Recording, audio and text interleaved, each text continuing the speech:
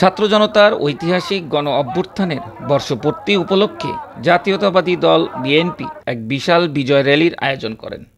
বিজয় র্যালিতে যুবদলের কেন্দ্রীয় কমিটির সাবেক ভারপ্রাপ্ত সভাপতি, ঢাকা 15 আসনের বিএনপি মনোনয়ন প্রত্যাশী মামুন হাসানের নেতৃত্বে মিরপুর মডেল থানা, কাফরুল থানার আওতাধীন সর্বস্তরের জনগণ ও নেতৃবৃন্দ অংশ নেন।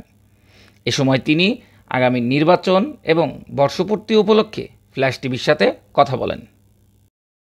আমাদের দেশ স্বাধীন হয়েছে, আর 24 আমাদের দেশ রক্ষা হয়েছে। সেই স্বাধীনতা রক্ষা করা হয়েছে 24শে আন্দোলন।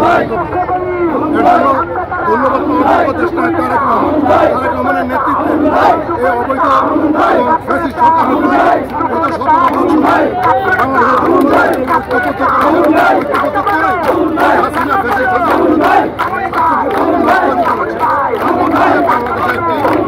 নির্বাচনের আবহাওয়া তৈরি হয়েছে। সেই নির্বাচনে বাংলাদেশের মানুষ অলরেডি নির্বাচনী ট্রেনে উঠে গেছে।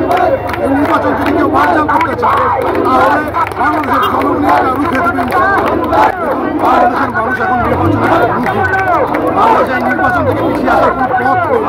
যদি কোনো কারণবশত এই সরকার নির্বাচন না করতে পারে তাহলে তার দায়িত্ব তাদেরকে বহন করতে হবে।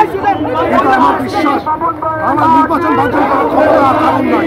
বাংলাদেশের মানুষ নির্বাচনে ট্রেনে উঠে গেছে এবং পিছানোর কোনো পথ নাই।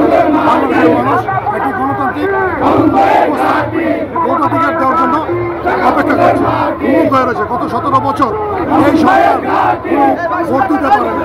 মানুষ ভোট দিতে চেষ্টা করছে এবং আমার বিশ্বাস পিছানোর কোনো পথ নেই।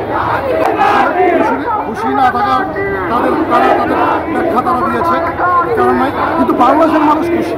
বাংলাদেশের মানুষ যে একটা নিয়ে বসেছিল এই জুলাইয়ের সনদ, সেই জুলাইয়ের সনদ দেওয়ার জন্য আমি সরকারকে ধন্যবাদ জানাচ্ছি এবং বাংলাদেশের জনগণ সেই সনদ গ্রহণ করেছে সুন্দরভাবে।